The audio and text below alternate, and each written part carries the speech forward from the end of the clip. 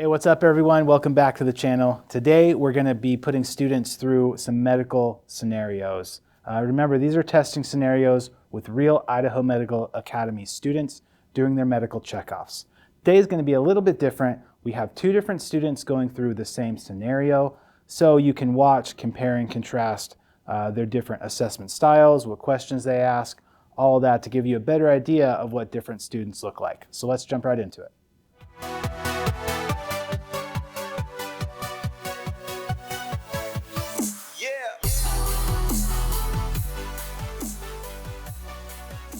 All right. You're dispatched to a 40-year-old male who's not acting right.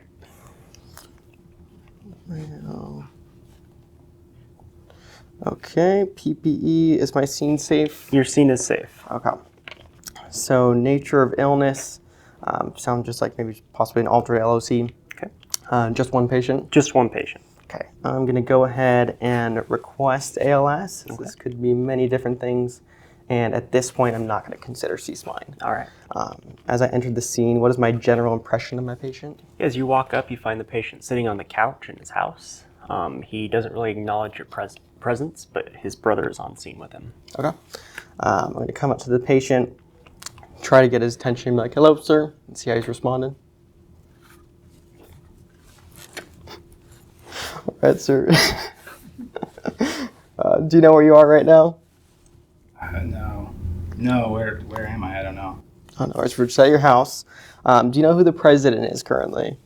No, it's hard to think. I don't know. Okay, no worries. Any idea around what time it is right now? It looks like it's light outside, daytime. Okay. And I'm just going to ask you one quick question. If I give you 4 quarters and I take away 1, how many cents do you have? I don't know. Okay, no worries. I'm going to say he's A&O times 1. Do I notice any apparent life threats currently? Nothing that you notice. Okay. I'm going to move on to airway. So I'm going to assess his airway. He's talking to me, so I assume clear and patent. Correct.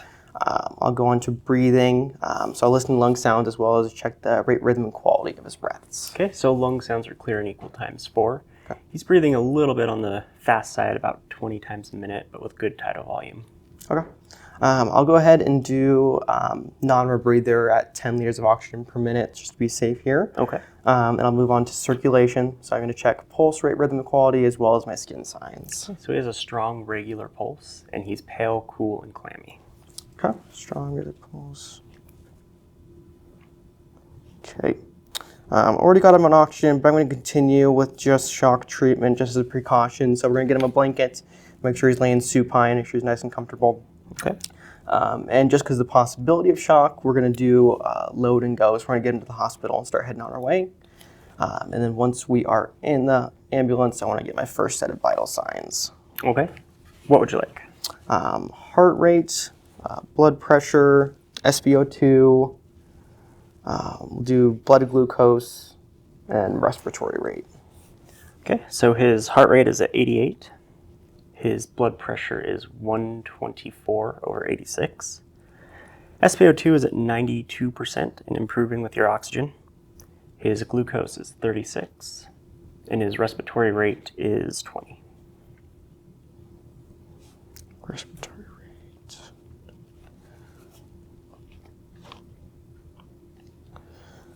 Okay. So I'm going to go ahead and start getting a sample from my patient. All right, sir. Can you tell me more about signs and symptoms you're experiencing right now? What? I don't know what you mean. Do you have any pain anywhere? I don't think so, no. Okay. Do you know if you have any allergies?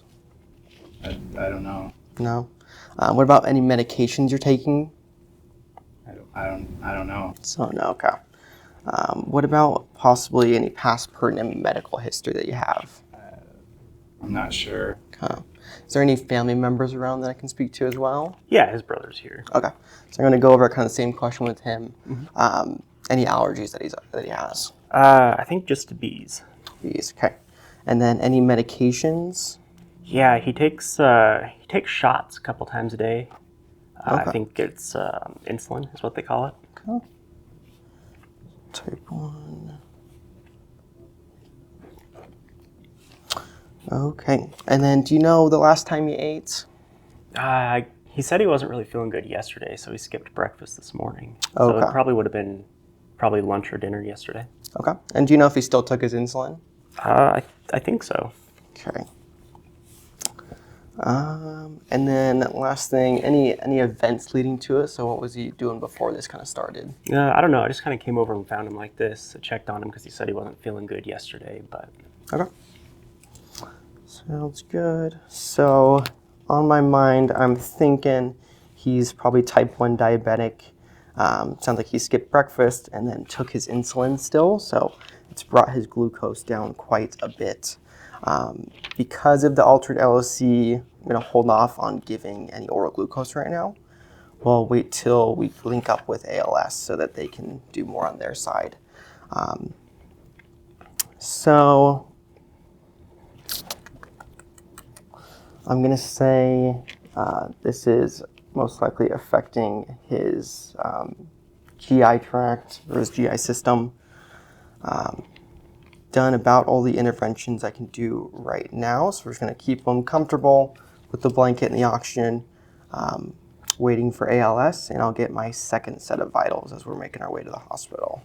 Okay. Vital signs have stayed the same. Stayed the same? Yep. Okay.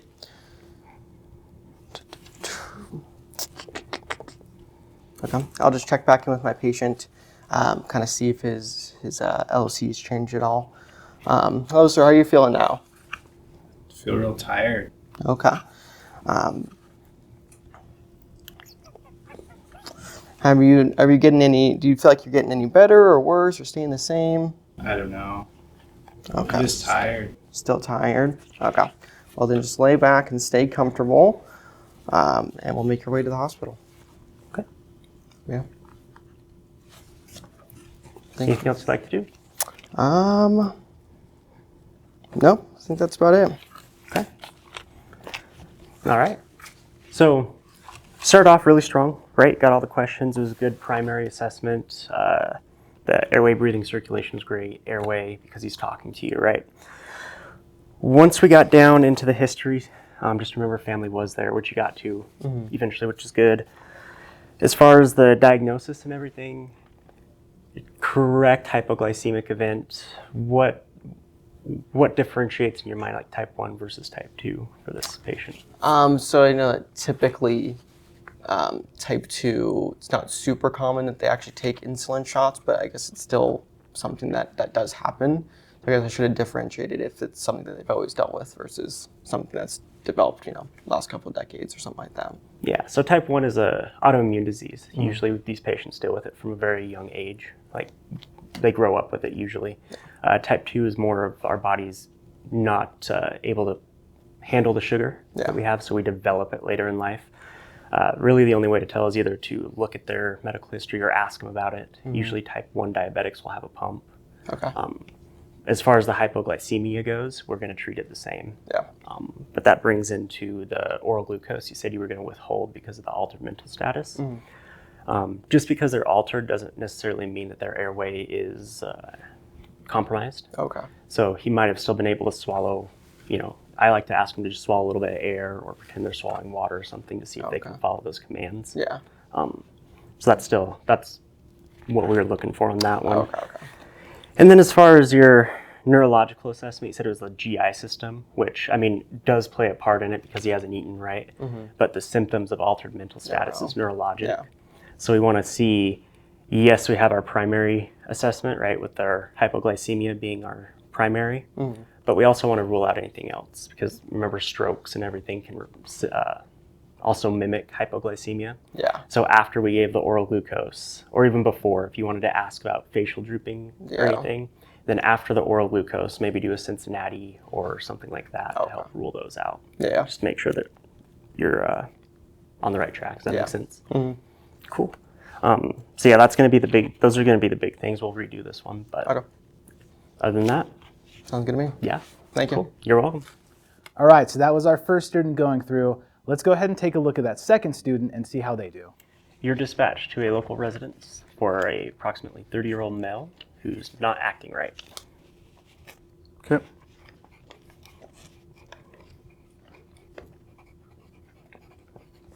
Got my PPE on. Is my scene safe? Your scene is safe. Okay. Number of patient, I'm assuming it's one. Just one. Okay. I am not going to consider C-spine at the moment, but we will keep that in our minds. I'm going to call for additional ALS. Okay. And the nature of illness, not acting right, maybe disoriented or something. Okay. So, as I approach, what's my general impression? As you walk up, you find the patient sitting on the couch in his residence. His brother's on scene with him, and the patient does not acknowledge your presence as you walk up. Okay. How is he sitting on the couch?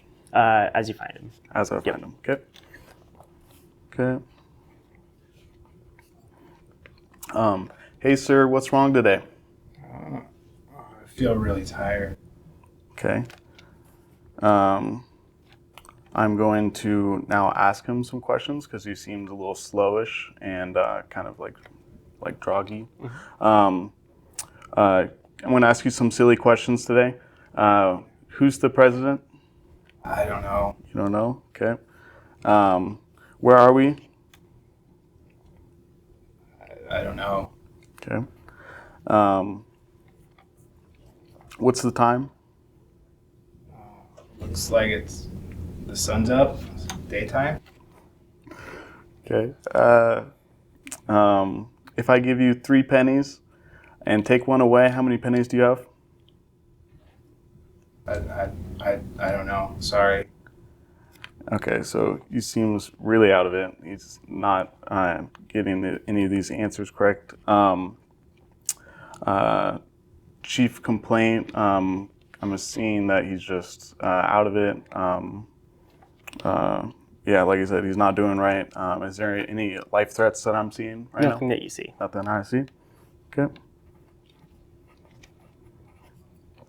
Airway, is it patent? Am I hearing anything in his breathing? As you find it. As I find Yep. it? Okay. But nothing inside, no obstructions or anything? No, there's no No obstruction. obstructions, okay. Breathing, listening for lung sounds, nothing? Okay, lung sounds are clear. Lung sounds are clear. How is his skin looking? He is pale, cool, and clammy. Okay, so I'm thinking shock. Might give him a blanket. How's his pulse, rate, rhythm, and quality? He's got a strong, regular pulse. Strong, regular pulse. Can I also get a rate, rhythm, quality on his breathing? Yeah, he's breathing a little bit fast. Around 20 with good chest rise and fall, normal rhythm. You said bilateral chest rise and fall? Mm-hmm. Okay. And what's his pulse again? His pulse is 80. Okay. For high priority, for priority, I'm gonna say high priority.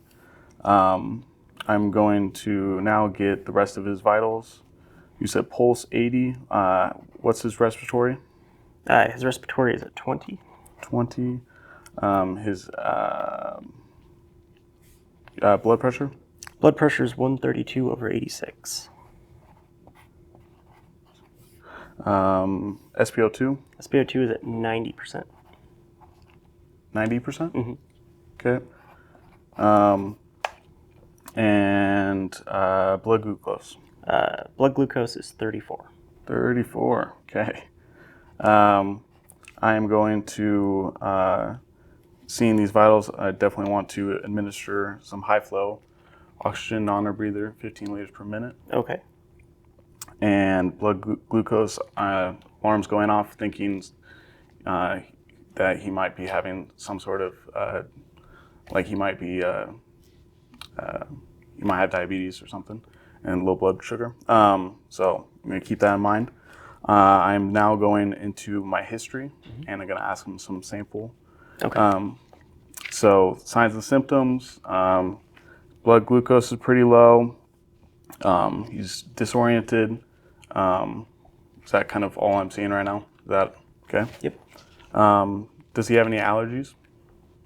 Do you have any allergies, sir? I don't know. You don't know? Are you on any medications? I don't know. I just can't think. I'm so tired. Do you have any past medical history that I should know about? Sorry, I don't know. When was the last time you've eaten something? You don't know either? Sorry. And the events leading up to this. Is there anybody in this room with him that I could ask these questions? Yeah, his brother's here. His brother? Yep. Yes, okay. Okay. I'm talking to him.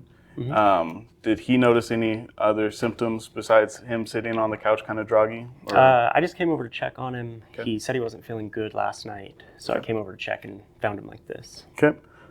Do you know if he has any allergies? Just to bees, as far as I know. Okay. Is he on any medications? Yeah, he takes insulin. Insulin? Mm-hmm. Okay.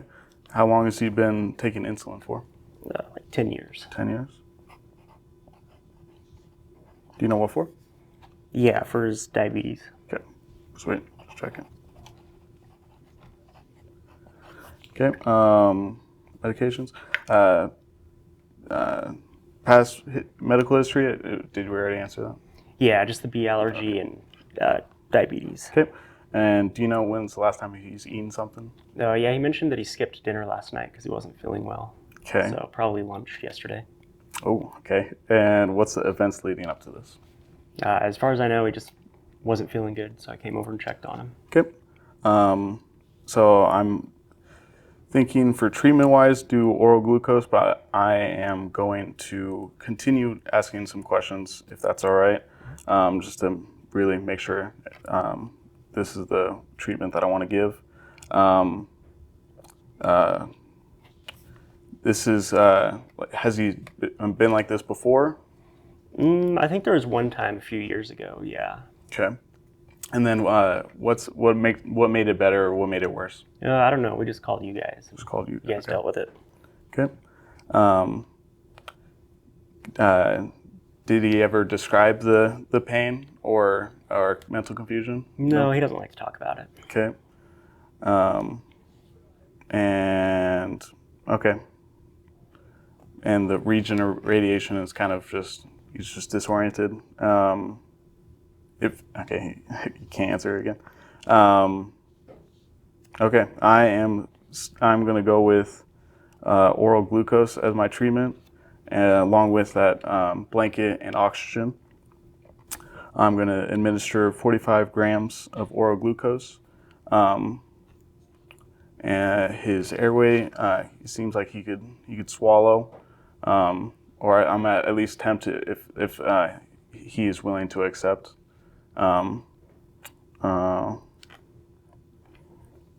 Yes. I am now going to reassess. How are my vitals? Your vitals have remained the same, Remain except the same? his oxygen's now 94%. 94%. After administering oral glucose, still everything's, even the blood glucose? And his blood glucose is 112. 112? Okay, sweet. How are you feeling today, sir? Are you feeling better?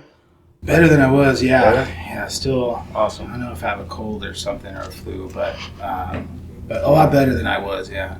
All right, sir. You gotta stay on that medication. So now that we gave him oral glucose and he's feeling better, just gonna keep on assessing him every 15 minutes, and seems like he's doing better. Okay.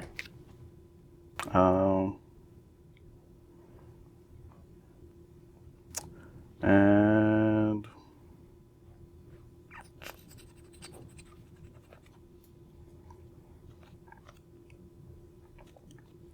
yeah, this is a case of just low blood sugar, diabetes.